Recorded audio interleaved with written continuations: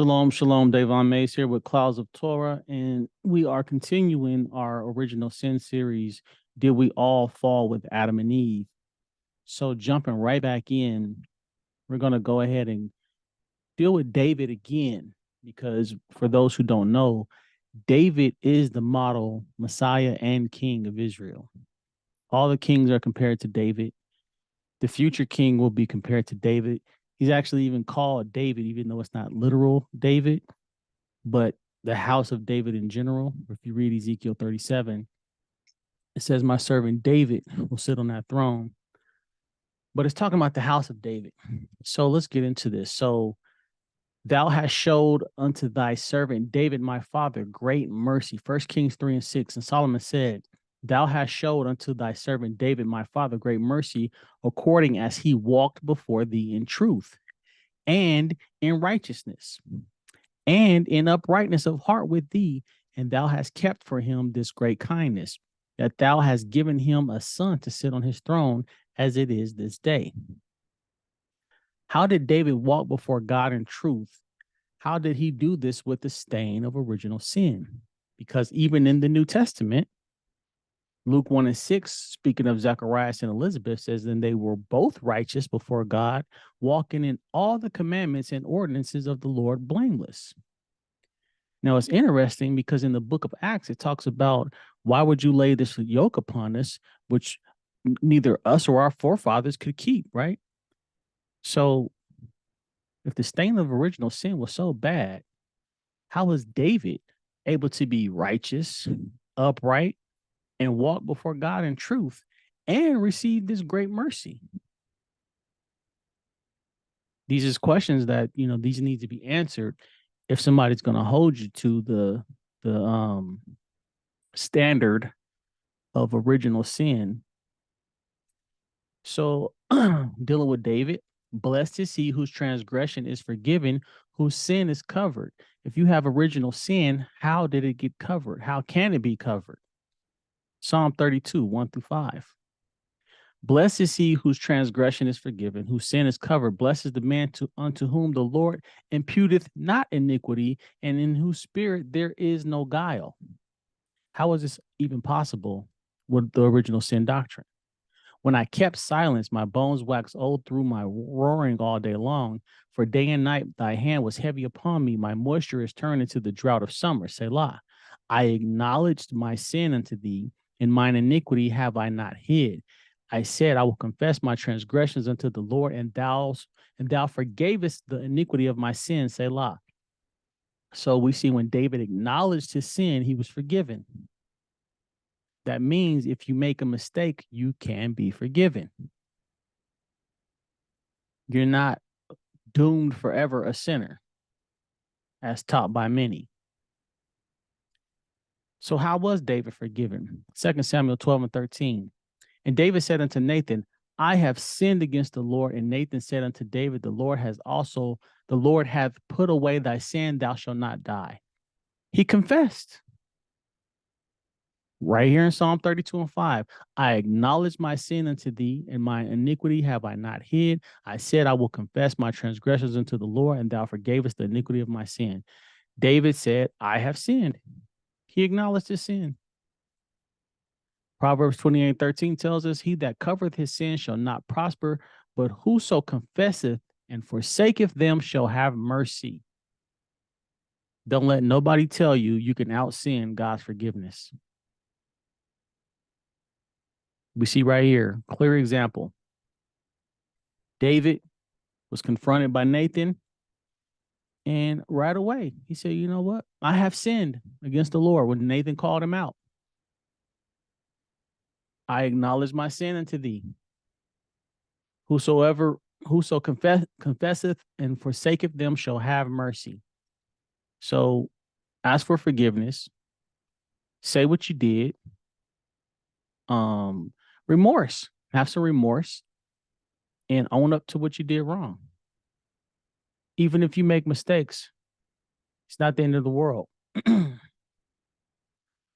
So some of the misunderstood verses is, of course, the baby died.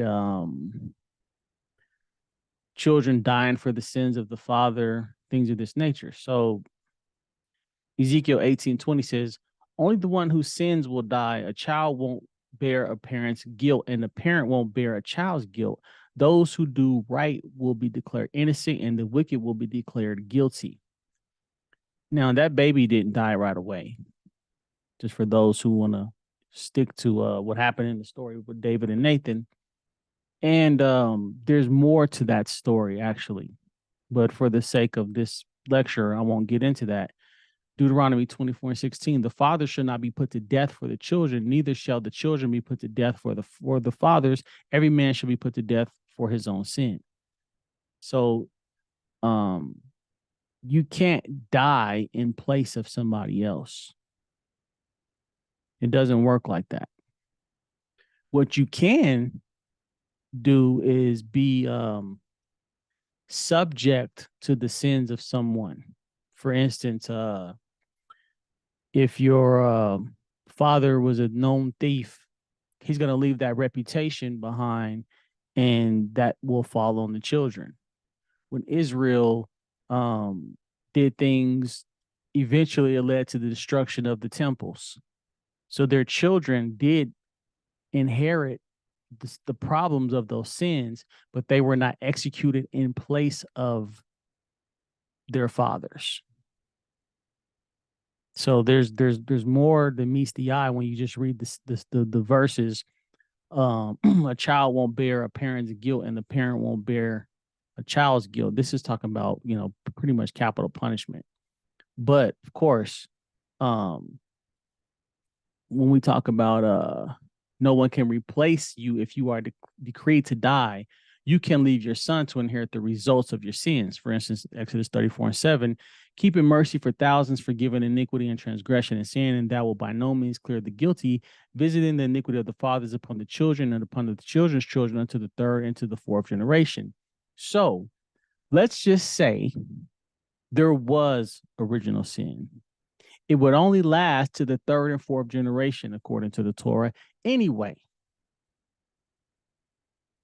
Right here, visiting the iniquity of the fathers upon the children, and the children's children into the third and to the fourth generation. So that means if Adam died, only 3 to 4 generations would even have to deal with that specifically. So let's just, for argument's sake, and I'm not going to do all the generations, but let's just say for argument's sake, Noah was the 4th generation or the 5th generation. So that means Noah survived the flood because his generation was past the due date of when God would hold that 4th generation accountable for the sins of the father. I'm not saying that that's what happened, but I'm just giving an example of, even if there was original sin, it would go to the 3rd and the 4th generation. So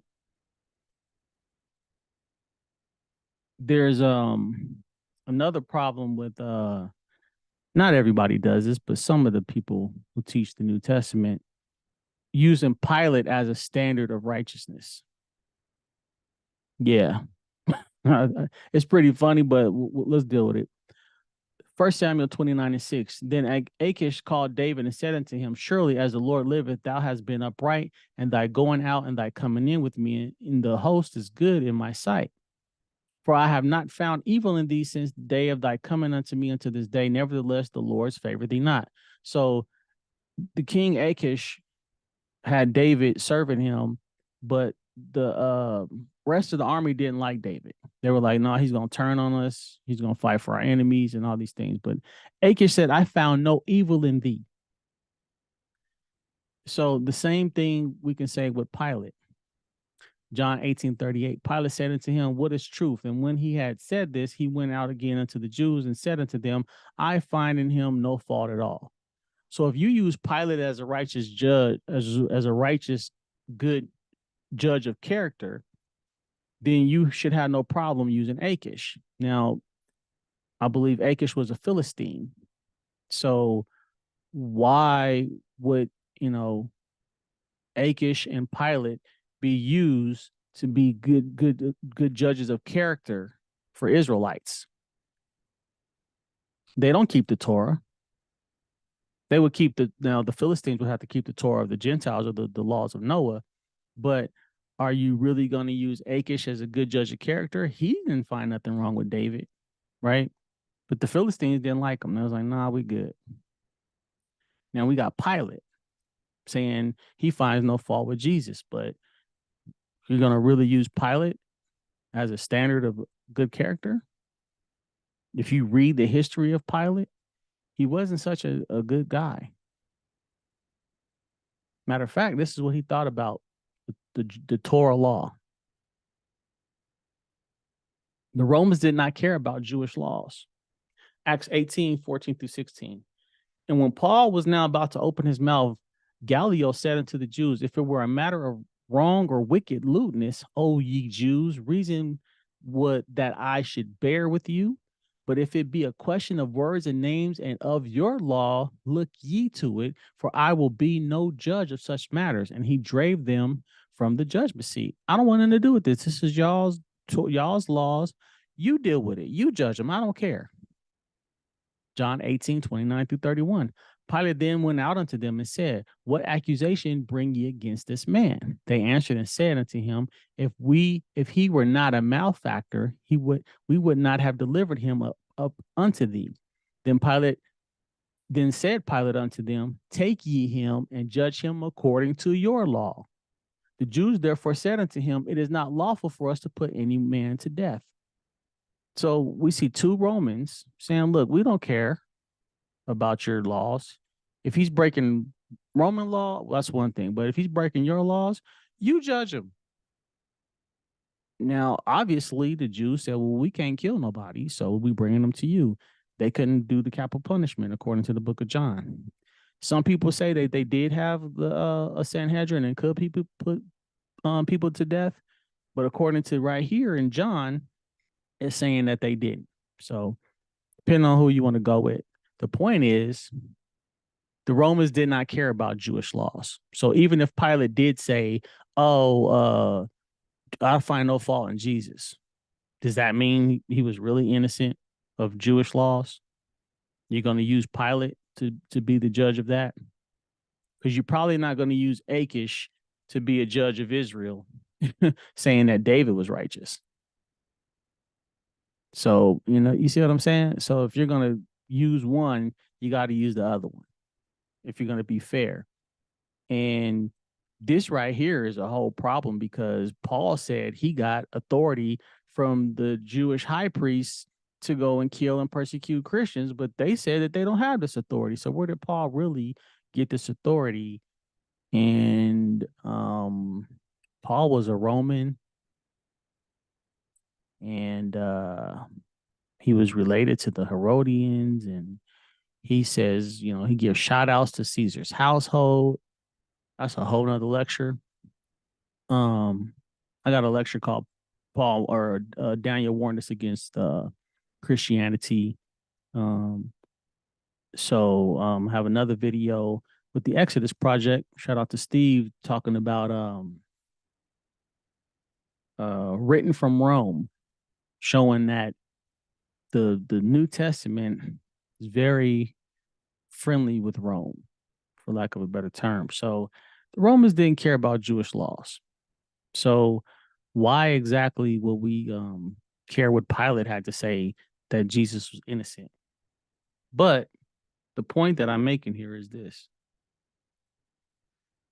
They didn't find no evil with these people, but we can't use that as a standard. But we can use Psalms as a standard. We can use 2 Samuel as a standard. We can use Proverbs 28:13 as a standard. We can use 1 Kings 3:6 as a standard. We can use the Torah as a standard, because when it says David walked before thee in truth, we know the Torah in Psalms says the Torah is the truth. And we know David kept the Torah. Yeah, he made some mistakes, but he repented. Obviously, right here in the Psalms, he was forgiven. Thou forgaveth the iniquity of my sin. So even if David had original sin, he was forgiven for the things that he did. He acknowledged it. He confessed. He got the mercy.